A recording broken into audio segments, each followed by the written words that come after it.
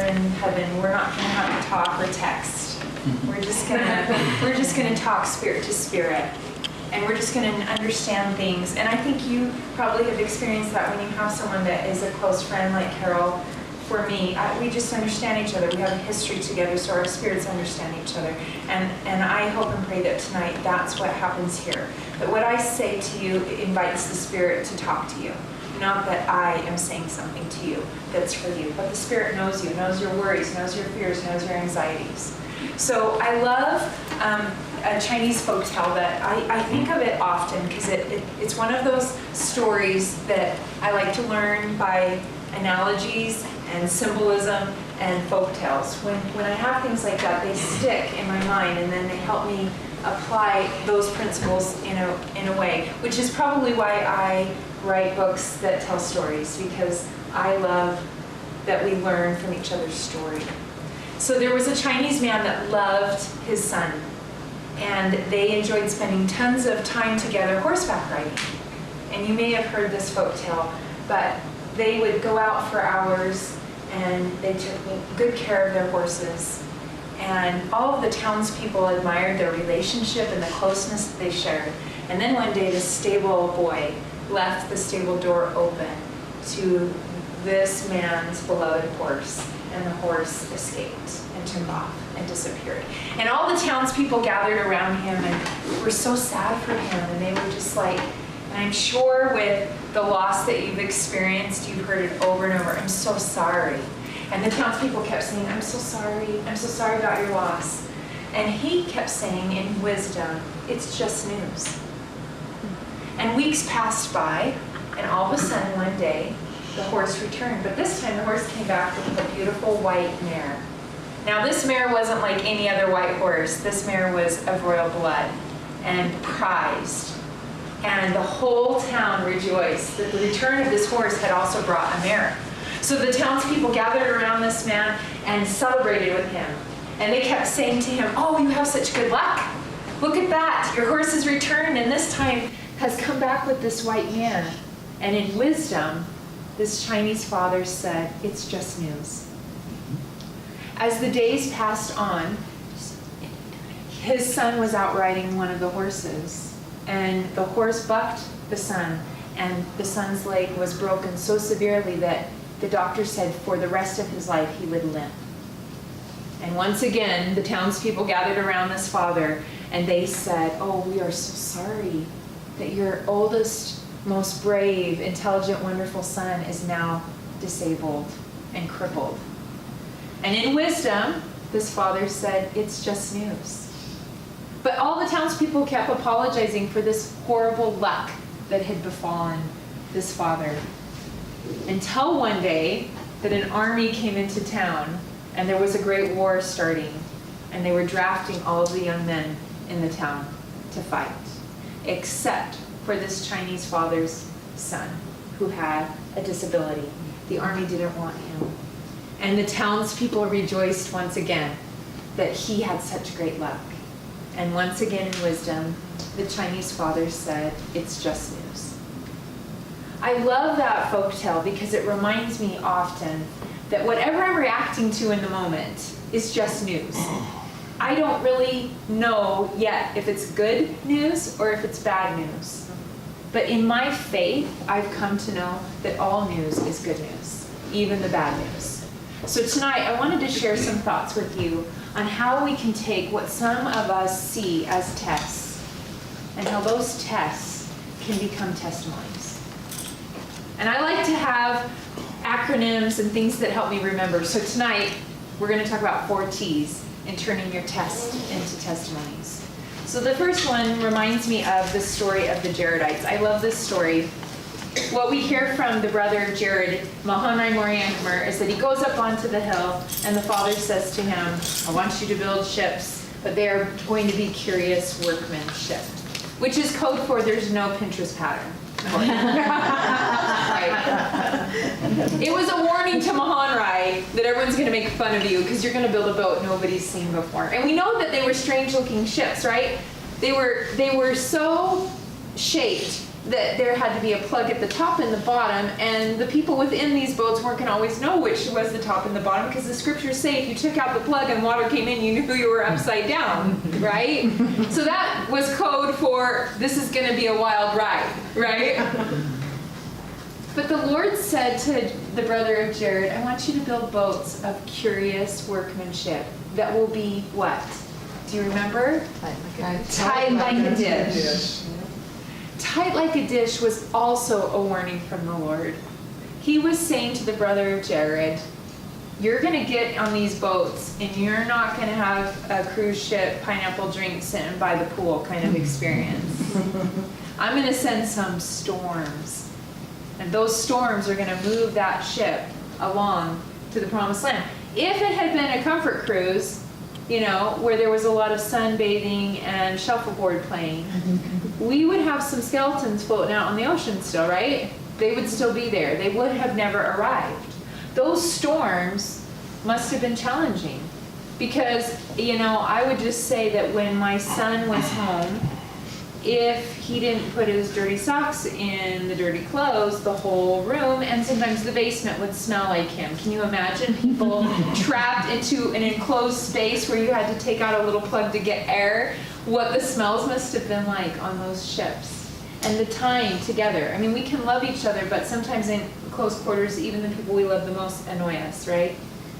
And those storms really were boisterous. They weren't a little bit of wave going on. They were big storms that moved those ships forward. But the Lord had promised the brother of Jared, your boats will not fail. If you build them after my pattern, they'll be tight like a dish. I'm here to say to you, my friends, that each of you were built tight like a dish. You were provided everything you were going to need before you came to earth to do exactly what you're experiencing now. The Lord knew that you would be called upon to say goodbye to someone that you loved. The Lord knew that you would suffer grief and struggle, and that all of us would struggle with some big storms, unexpected storms. So I testify to you that He made us tight like a dish. And when the storms come and we're really afraid we're going to sink, I think it's crucial that we remember that we are tight like a dish. When I share that story with teenagers, I have them all be tight like this. Because if you're 15 to 18, tight is a whole different word. But it means the same thing. You are tight means you've got it going on. And I'm looking out here tonight, and I can see you're all tight. You are tight. Good job, Sue. Our family was called upon to go through a stormy period about 5 years ago now. We had been married over 20 years. We had never gone through unemployment. And Obamacare came, and my husband was CFO of a nursing home company, and that pretty much killed that industry. And we were soon without work. And we had food storage and savings and a garden and a nice home. Our big plan had always been that we were going to quietly stay in the same neighborhood. He was going to take the company public, and we were going to make oodles of money and not tell anyone. And we were just going to quietly drive our old, dilapidated, gray-taped cars and give the money away. That was our big plan. And God had another storm in mind. Within a few days of knowing he was going to be laid off, we also found out he had skin cancer. And then within a few months of him losing his job, our dog was killed. And I will tell you, I was like, I think we are a bad country song. Pretty sure Garth Brooks needs to write a musical about our family right now. But see, at the time, we had food storage. We had a garden. We had savings. We had refinanced our home a couple of years before, and because of that, we had paid it down enough. This was at the point when the market had crashed and homes were being short-saled and bankruptcies were common in our neighborhood. But when you have skin cancer on your nose and half your nose is taken off, it's hard to interview for CFO positions for a while. And I have to say, when that storm happened, I kind of thought, okay, God, I guess everyone needs to have this experience. We all need to have a little financial stress in our lives to teach us important lessons.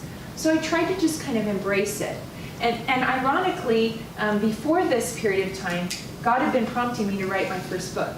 And I kept telling him, no way, because if you go on Amazon, there's like quadrillion books, right? Nobody needs another book. And when my husband lost his job, he was available for carpooling. And that freed up some time for me. And within those few months' time, I was able to compile this first manuscript that I started submitting to publishers. Eventually, it got to the point where we had sold everything. I mean, everything. The Christmas trees, the sleeping bags, everything. We kept our piano because that's the piano I grew up playing. We kept the treadmill because that kept me sane, right? And our beds. And that's about it. We shut off cable right away, and we went through that savings pretty fast. And through a special program, we sold our home at an $80,000 loss. Yeah. But that program allowed us to roll some money into a home that we eventually built down here in Lehigh, which got us down here. My husband eventually found a job working at Mountain State Steel here in Linden as the CFO. And that move taught us a lot too. And it was an old farmhouse. We had a tiny little bathroom. My son is 6'7". So tall. We had a little folding table for our dining table. We had bought a little cheap futon for like $50 on KSL, the piano, and our beds. My bed, it was one of these old homes where the walls curve into the ceiling. I loved it. We had a well, so our water was orange. We loved it. We had donkeys outside our window, and I was happy as a clam. We had very little expense. We had gotten rid of everything. We were living very simply and happy. And that was one of the first testimonies that came from that test, is that we could live with a lot less and be really, really, really happy. But the house that we were building was slowly getting faster to being finished. And the faster it got to being finished, the more anxiety I started having. I wasn't ready to have another mortgage, I didn't think. And I could start to feel this dread welling inside of me, like, what if we move there? Something's not feeling right. I think it's not going to work with his job, whatever. In this time period, it was September 2013, I had already had 2 rejections on my book. And I resubmitted it in September of 2013. They finished our house super early. It was supposed to be done in January. It's done in November. And that doesn't happen now because there's so much construction. But that tells you how bad the market was. There were no homes being built. And so our home was done really fast. And 2 weeks before we closed, around Halloween, I thought, I don't think we should do this. At the time, my husband said, I feel really strongly we're supposed to move there. I share that part of the story because we were both right. I was right. Something hard was about to happen. And he was right, we were supposed to move to that new house. So we packed up the few belongings we had, and we moved into our new home.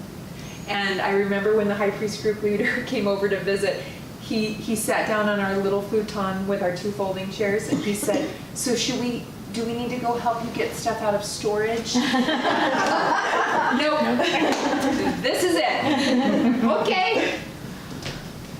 And my husband was doing well at his job, and we settled into this new ward, and we were able to start to acquire free things from KSL and DI and fill up the home with stuff. And then in March, my 40-year-old sister committed suicide. And 6 weeks after that, my publisher, Covenant, called and said, we want to publish your book. And a few months after that, my husband came home at 3 p.m. And I said, uh-oh, why are you home today? Now that day was interesting. That was the day I paid the last of the dental bill, and maybe you can relate, and we bought 4 new tires, which, felt like Christmas. And I remember literally saying, because when he had lost the first job, the way I really tried to help was I took all the money back. I was in charge of all the money. Which is good to do when you're married to an accountant. It keeps it balanced. And he took over a lot of the cooking, which I loved because at 20 years, I was kind of done. And I had kept doing the bills, and I haven't changed that. We still discuss things financially, but I was really still doing them. So I was finishing paying this final dental bill, and I had the thought, okay, we can start saving today. Today's the day we're going to start our food storage again. Today.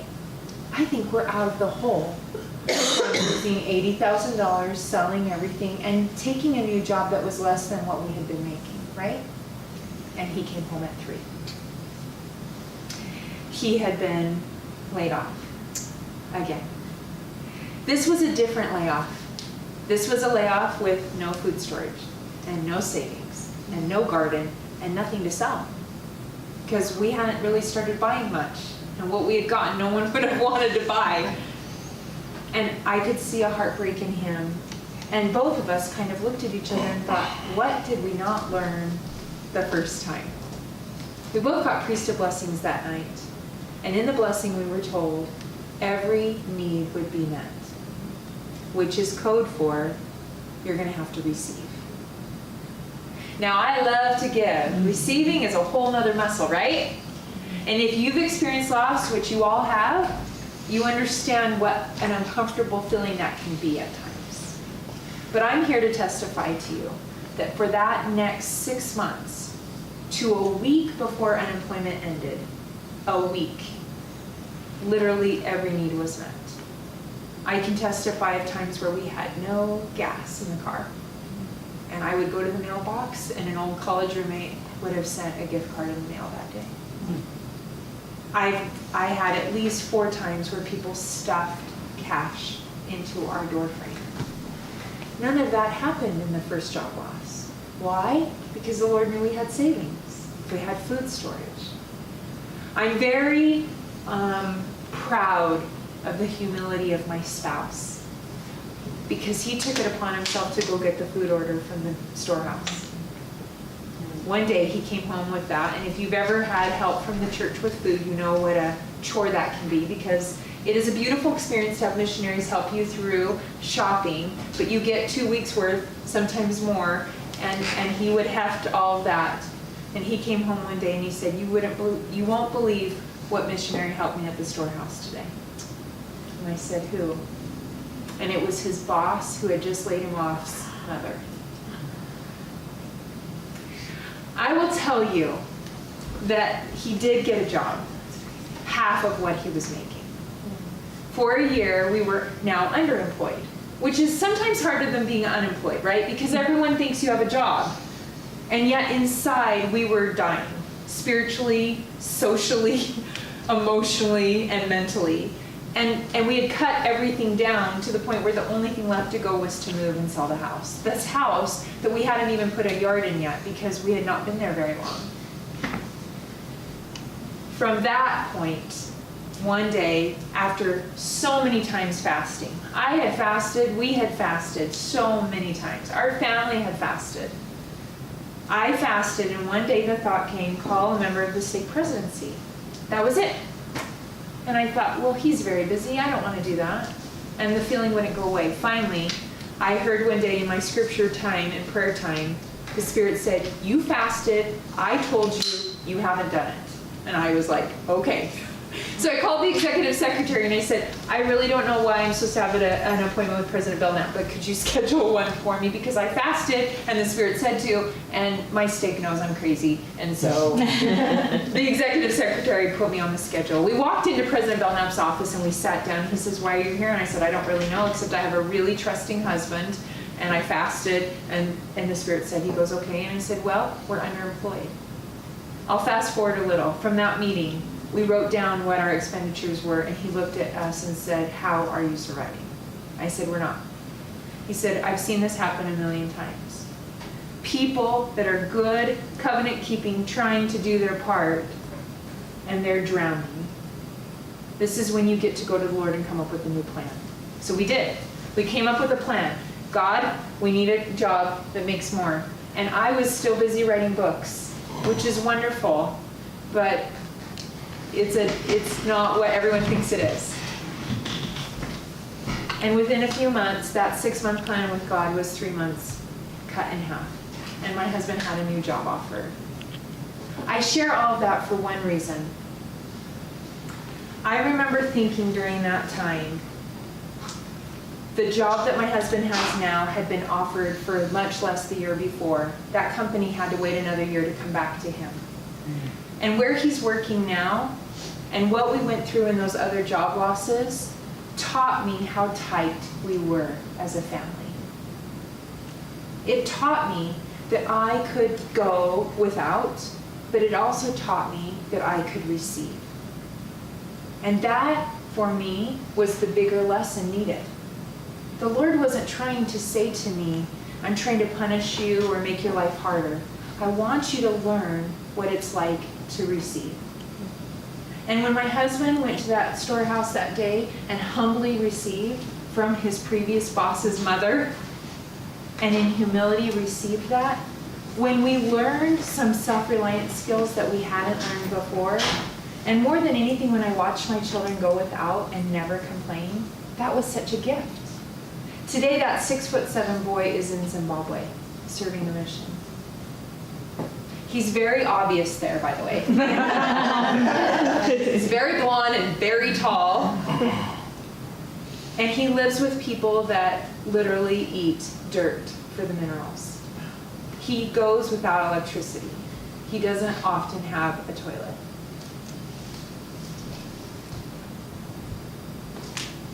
And in 8 months, he has never complained. He's complained about the police there and how corrupt they are. And I hope this video never makes it to Zimbabwe because he'll be harassed. But he is with people that have so much less than even when we were so without, we still had more. And they're happy all the time. He has large spiders on his wall. They're called wall spiders, and they are there to eat the other bugs, so the missionaries learn to just leave them. He has monkeys in his backyard that eat his electrical wires, and then he loses his food and his electricity for 3 days. I look at that time of unemployment and financial stress as a gift of preparatory for my child, in a way that I know he understands the going without. He still wasn't ready for what really is less than nothing. And that's what he sees every day. But I see that as one of the testimonies from that test.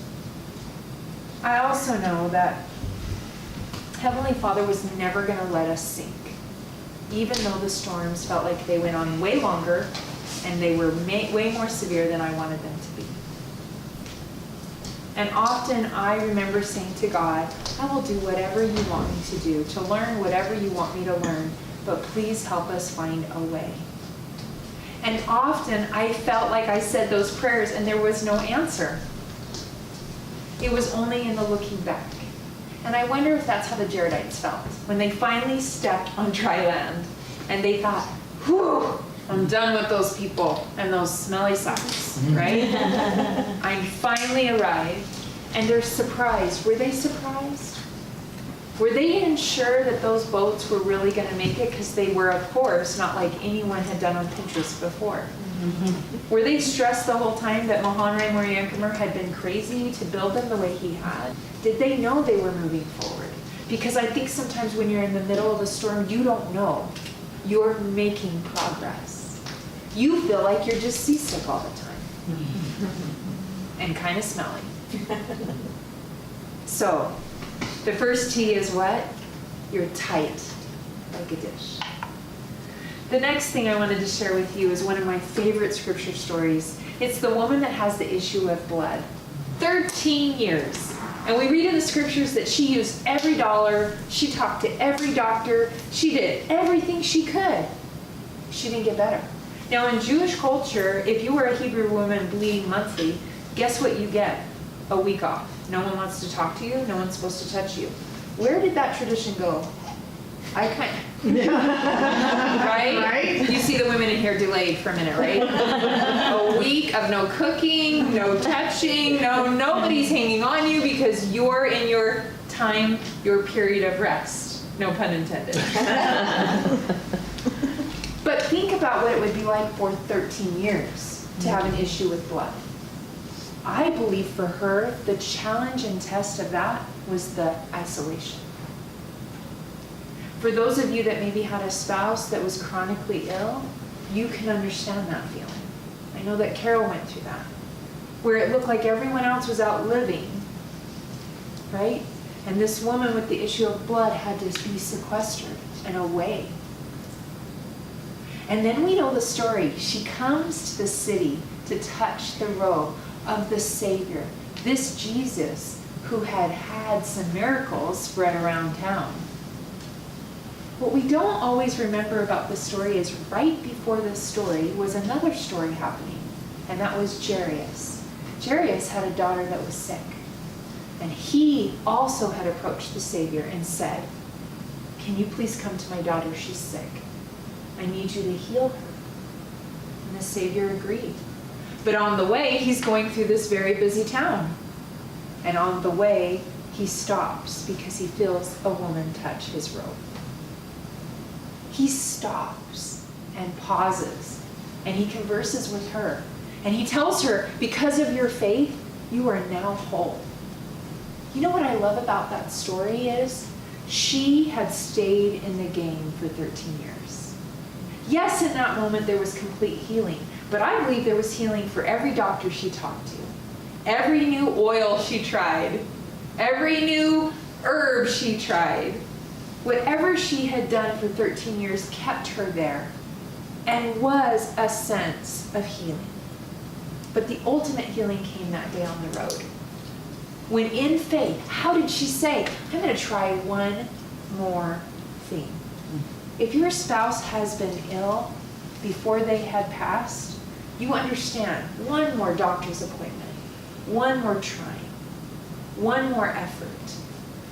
And yet she tried one more time. In her faith, she reached out even though she had evidence that nothing worked. Ever, ever, ever. And Jairus is watching this. And inside as a dad, he's panicking. Because what's happening? Time is ticking by. And his daughter is gravely ill. Now, what if Jairus had freaked out on the Savior? Thrown a tantrum, like your kids do. I want you to heal my daughter. We don't have time for this. He didn't do that. But as they approached the house, someone from the home ran out and said, it's too late. Your daughter has died. And in that moment, I am sure he thought, we shouldn't have stopped. Why did the Savior wait? And the Savior doesn't panic. He says she's just asleep. Because what the Savior knew is he didn't want to do a healing for her. He wanted to do a resurrection. What do I love about this story? Is that it's a story of a woman that had to keep waiting. And it's also the story of a man who waited in his mind too long. And that resurrection did come. Now for us, and those of us that have lost people that we love, we would like nothing more than to have that miracle happen, right? But what I understand from this story is this. God understands timing. God understands what greater miracles need to happen. And often we're praying for the miracle now. We don't want the wait time. We don't want the, let's just be patient and see how this works out. We want to see the healing now.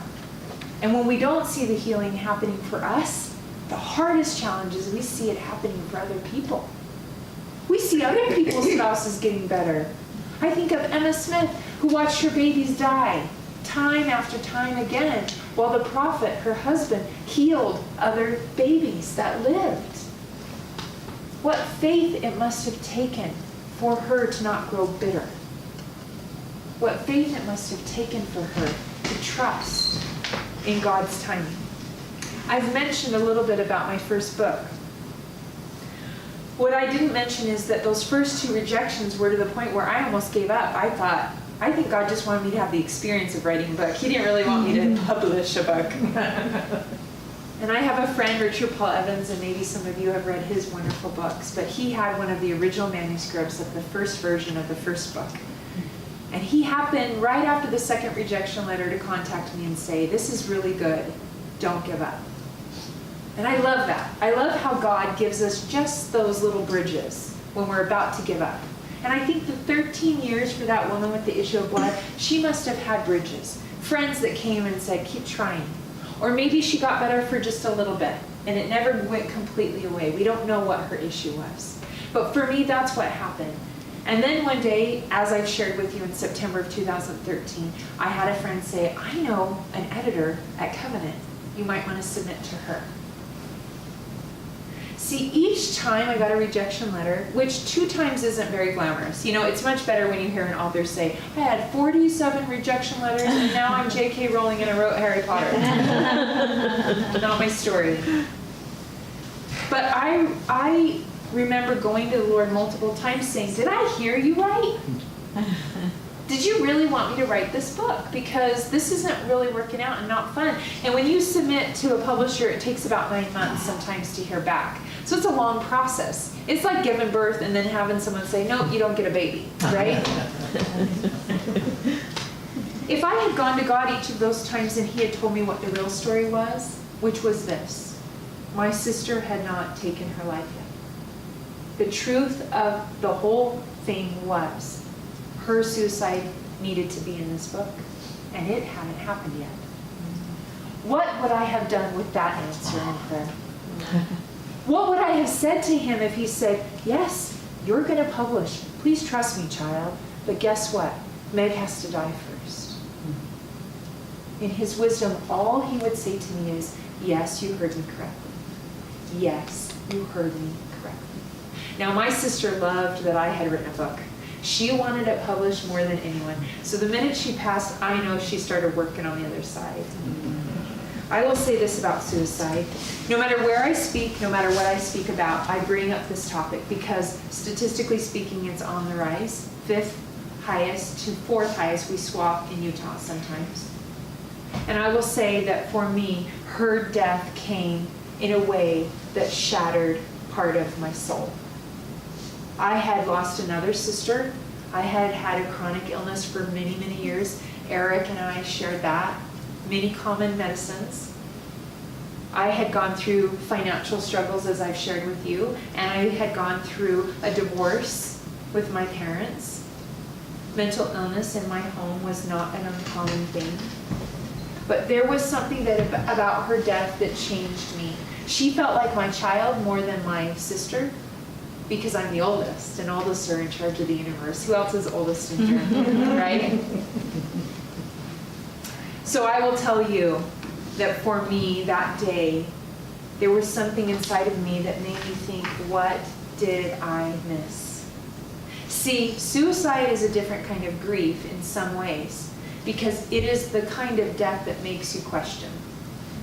You don't question car accidents as much, or heart attacks as much, or even cancer. But suicide makes people around you wonder if there was something. And if someone had struggled as many years as my sister had, I had evidence where she had fallen in the pit, that's what I call it, and we had dug right back out. So when people in their goodness would come to me and say, you couldn't have saved her, it wasn't your job, I thought, oh, I don't know about that. I had pulled her out of that pit many times. And so I had to get really clear, really fast about my God, my faith, and being okay with not being perfect. Because the reality of suicide is you get to a point where you think the world would be better without you. And that is a lie. A big, fat lie.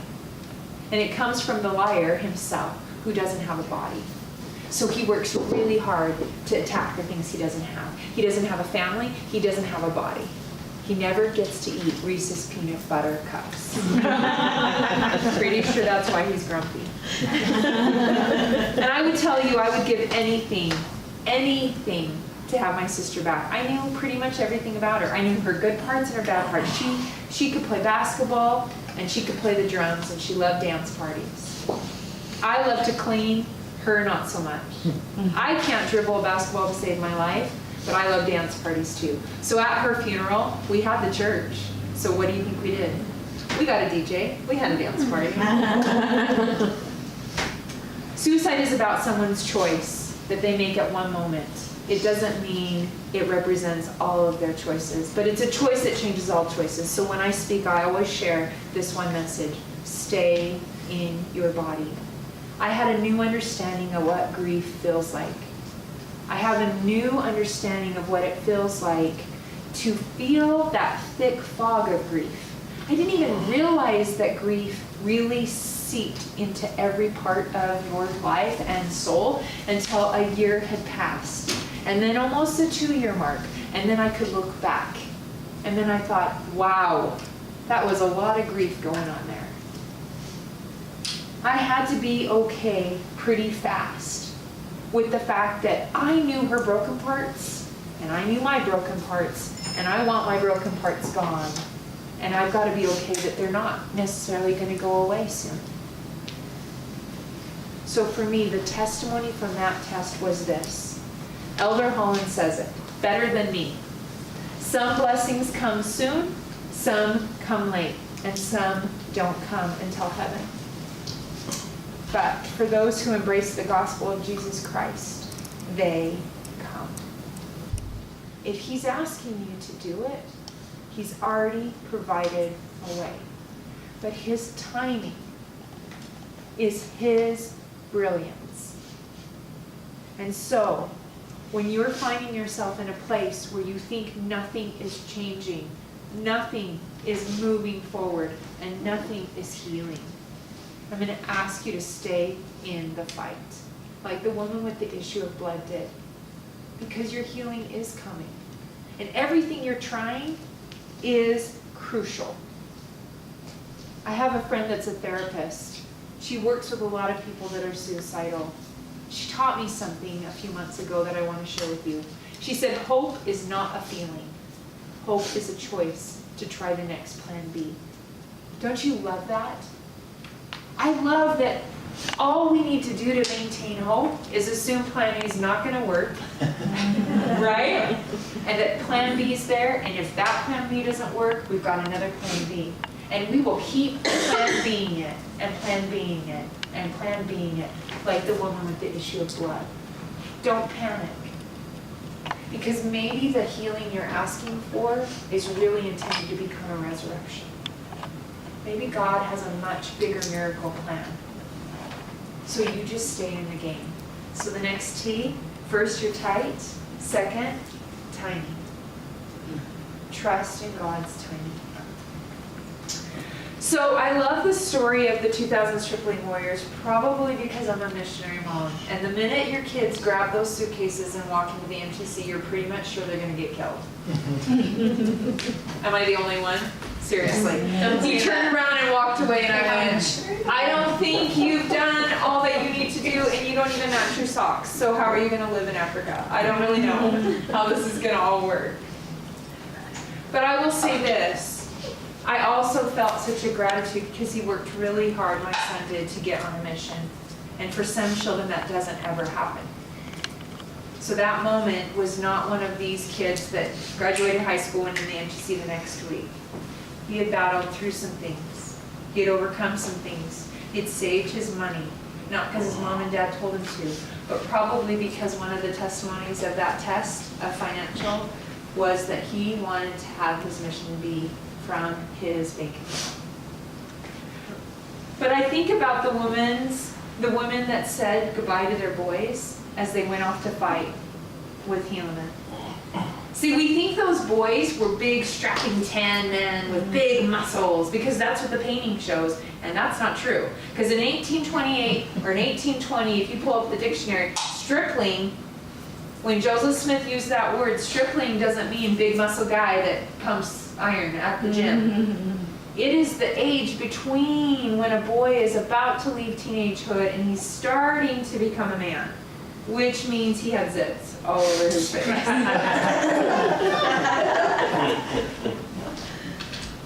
We quote this story a lot, right?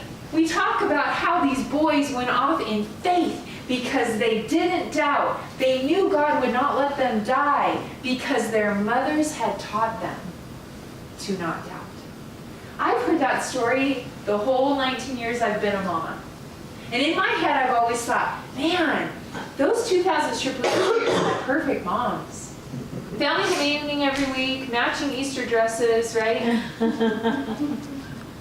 4-course meal every night, homemade bread, seminary, perfect scripture study, morning devotional, Mormon tab playing all the time, right? I call them the Pinterest moms. I'm pretty sure that for these boys to go out and fight war and know, my mama taught me this kind of faith that I'm not even afraid, those must have been perfect moms. Wrong. Let's think about this for a minute. Those boys were fighting, why? Those boys were fighting because they had mamas and daddies that were addicts. Right? These are the parents that had been addicted to killing people. And they had changed their lives. They had converted to the gospel. And they knew they were so addicted to killing people that they had to do what with their weapons? Bury them. They couldn't even look at them because they would be tempted. That's how I feel with Reese's peanut butter cups. Those boys were old enough to have remembered how their parents used to be. These weren't perfect Pinterest mamas. These were mamas and daddies that were recovering addicts. These boys knew faith because they had watched their parents change their lives. They had watched their parents fail, fall down, and recover. Those boys marched off to war because they had real moms that had done real things, and real moms that could testify the power of the atonement because they had literally transformed their lives. But they had to keep their covenant. Their covenants were what kept them strong and safe.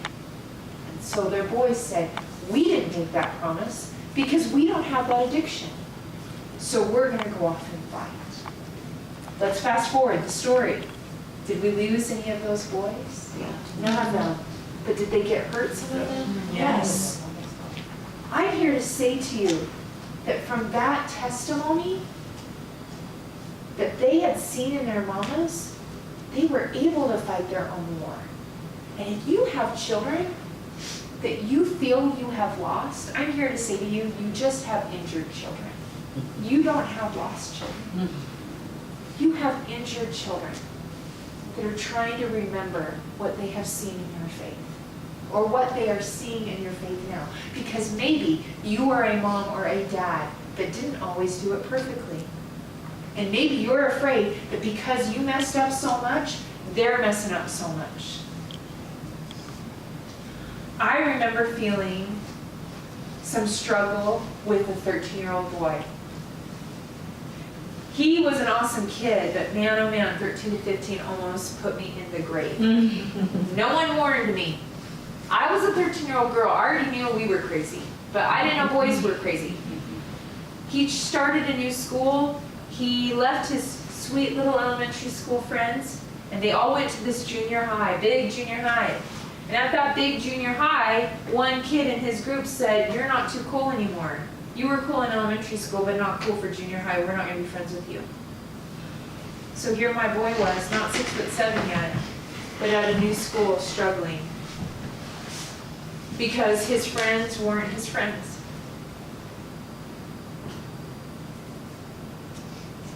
So who are you supposed to eat lunch with? And then things happen in the locker room that, 6'3" boys don't want to tell their moms about, because then their moms want to go down and kick, right? Right. This is my baby that I had spent 7 years at the doctor's trying to get.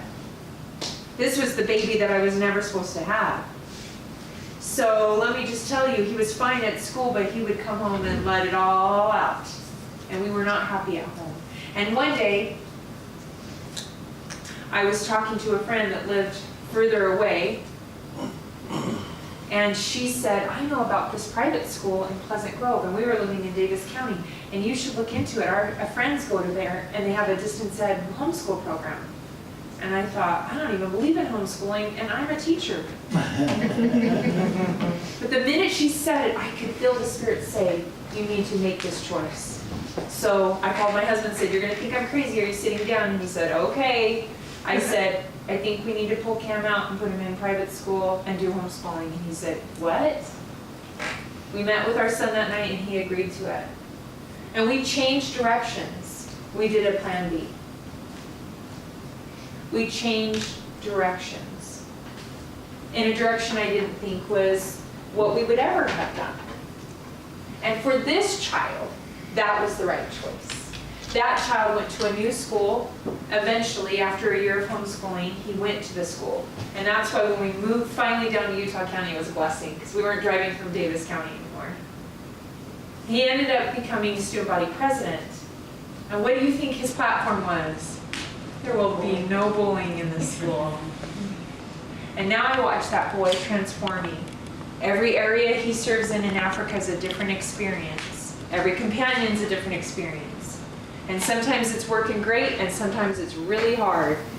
And what I'm here to say to you is transformation is part of the plan for all of us. God has a plan for all of us to transform, but sometimes we don't see it happening. You know, I don't know if the 2000 Stripling Warrior parents actually knew the impact they were having until maybe those boys went off to war and then came back. Do you think it was that moment then they thought, wow, living our covenants really works? I'm here to tell you that the testimony I have from the test of having a son struggle and having infertility for 7 years is my covenants. I prayed for that boy in every corner of the San Diego temple. I worked in that temple for a year while we were meeting with specialists. And October, before he left on his mission, he said the only thing he wanted to do before he went to Zimbabwe was see the ocean before he left. So we drove back to San Diego. And we had a chance to walk into the San Diego temple. And in that moment, I could feel the reality of all of my covenants being kept. Because in that moment, I was walking into the temple with the 2 children doctors said I would never have. I was walking into the temple after 2 job losses, a lot of health problems, a sister that committed suicide, and many other challenges. But as I walked in, I could feel the covenants that I had kept. I think sometimes when we go to the temple, we walk in with the same problems and we walk out with the same problems, right? I'm here to testify to you that living your covenants like the parents of the Stripling Warriors has power in your life. I know that being single in the church is akin to having no children in the church. 7 years of infertility when you're a Mormon is like 15 years dog years, right? Like everyone wanted to know where my children were. And everyone was having babies pretty easily. And if you're single, it looks like everyone's finding an eternal companion. And it's sometimes in those transition times, those intense times, when you're not so sure anything's changing, that we want to let go of the covenants. Those feel like they're not working. It's not worth it. Why are we trying so hard? I brought this plant tonight. Carol, do you recognize this plant? I do.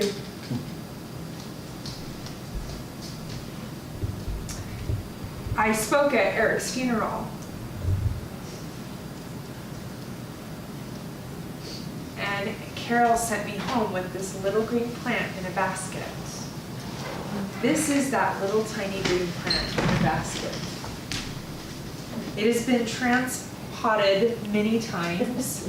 I don't even think that's the right way to say that word, but you know what I mean, right? And I water it, and it sits. This is the first time it's been moved out of my house in all of those months. But I wanted to bring it tonight because I felt like it was a testimony of transformation. It sits by this window, I water it, I put it in bigger pots, and honestly, I don't notice it growing. I don't see the transformation happening. People don't come over and I go, oh my gosh, I have to show you, a brand new leaf showed up on my plant today. But every single day when I look at this plant, I think of Eric and Carol. I think of Carol, and I always say a prayer for her when I see this plant. And I see this plant every day, 100 times a day. And And I think about what it must have been like the last few months for her and many of you. When you're going through something like grief, and you're wondering if anything is changing, if you're healing, if you're moving forward, is there anything changing with those kids that are rebelling? Is your bank account ever going to look different? Is your health going to ever feel better? I don't know if you see what God is seeing. And I'm sure if you asked a trusted friend, they would tell you the transformation they're seeing. Because I don't see what's changing in this planet. Until a month or two will go by and all of a sudden I'm like, I think it's like tripled in size again from what it was. All I did was quietly water it, and when it got too good, put it in a new pot. I open the windows, I close the windows, and when we go on vacation, I give it a little bit of extra water, and it's changed. When you go to church every Sunday and take the sacrament, when you do what you need to do to have a temple recommend so you can go to the temple, when you open those scriptures every night, kneel by your bed, and you think those are just simple things, you're not doing anything, you're not changing anything for anyone. When you argue with your kids to have family home evening and all the teenagers roll their eyes, right? You're thinking that's not changing anything. And it is. The test of life is often that we have to go through stuff that doesn't feel pretty or good and a lot like war. And what God has offered us is ordinances. Ordinances have a root word of order, which means I believe covenants and ordinances take chaos and create order. They become the standards, the basics, that if we keep doing them, if we keep our covenants, I testify to you that God honors his promises. So the third T is transformed. What's the first T? Tight. What's the second T? Timing. What's the third? Transform. So the final T I want to share with you tonight helps me think of a story in the scriptures of Nephi. He's kind of my hero because he had a really dysfunctional family. Am I the only one with a dysfunctional family? Oh, you guys all have perfect families. Okay, I see how it is. He had crazy, crazy brothers, right? Always trying to kill him, tie him up, beat him with sticks. I mean, crazy. If you want to think of the perfect prophet prep course, get Laman and Lemuel as your brothers and you'll be on your way, right? So here God sends this family out into the wilderness and they get hangry. Angry, hungry, right? One day Nephi's out hunting and his bow breaks. And even Lehi, his dad, the prophet, gets grouchy and hangry, right? And what does God say to him? Well, first of all, you have a guy who doesn't go into victim mode. He doesn't sit down and go, oh, plan A did not work. He says, I think there's a plan B. But I'm going to go talk to God about it. And God says, yeah, I'll tell you how to do this. You can just make a new bow. And then God in his goodness says, you got to mend, what's going on with your dad here. So go ask his advice where to look for food. And that will help your dad get out of victim mode and into plan B mode, in solution. So that's the first story of a tool fixing experience Nephi had. The second one was a little bit later, I think. And that's when God says, like he did to the brother of Jared, it's time to build a ship, and it's going to be curious workmanship, which means your brothers are going to make fun of you and call you a crazy man, and they're going to think you're weird because you're building a boat that, well, first of all, I don't think Nephi had ever built a boat, right? So God's asking him to do something he had never done before, and then he's asking him to do it in a way that no one else has done before. But in goodness, God has put this family in a place in the wilderness where there's a deposit of ore. Brilliant. That God, he is smart. He didn't send them out there where there was no ore. He knew there was going to be no Home Depot, right? So he was like, I'm just going to make sure they buy an ore deposit. What I love about the ore deposit is anyone could have come and gotten ore from there. It was this big section in the ground where there was material to make a tool. And then Nephi went back up to the mount to talk to God to figure out how to do the next step. He formed those tools, and then he built those ships. Why do I share those stories? Because I feel like it's amazing to me that God is always saying, I'm going to keep directing you to find another tool. There's always another tool. And when one breaks, you can find another way to make one. And if you don't have one, I will show you where to find the elements to forge one. I really believe that we all have to have big toolboxes. I advocate for really big toolboxes. We are in the last days, and you better get some big toolboxes. And that's not an excuse to go buy more tools if you're a tool buying guy. I'm seeing He's like, yes! Sister Connie said I get more tools. What I mean by that is, I know that all of us face, I've shared with you some personal challenges, but each one of you have stories that would teach me tonight. If I could sit with you, you would tell me the stories that would inspire my faith, that would strengthen me. You would tell me about your own deals with financial pressure and raising children and disappointment and loss. One of my stories that I've alluded to is chronic illness. I have had an experience with lupus, and I've done a lot of chemo and lost a lot of hair and have a heart condition with that. And for many years I was really not well, and the treatments were almost worse than the disease, which Eric and I had in common. And so from where my body has been, I honor it and I'm grateful for it. But the reality is, everyone around me started to think I just wanted shorter hair. And about a year ago, I cut off 5 inches and I just kept cutting it off. So only my mom and my closest friends kind of notice what some of my symptoms are that still hang around. And I'm only sharing this with you because I don't really think of lupus as my label or my identity. But I try to lead with authenticity, and I hope that in sharing my personal experience, you will have some understanding for your own. And so finally, my mom called one day and said, I have a really personal question to ask of you, which you never know when your mom calls to say that, what that means. She says, are you not feeling well? And I said, why? She goes, your hair, it looks like it's, and I said, no, it's not doing great, Mom, which is just one of the symptoms. And I'm middle-aged, and so that could be why lupus is kind of active, and there's a lot of reasons why. But I will tell you, back to my toolbox, I have a lot of things in that toolbox. I do a lot of self-care. I do a lot of preventative. I really try to take care of myself and get support. I get massages. I have good friends. I try to get rest. I try to exercise. That's where I see Carol all the time. We see each other at the gym now. It's so great. It's like old days. I get to run into her all the time. I have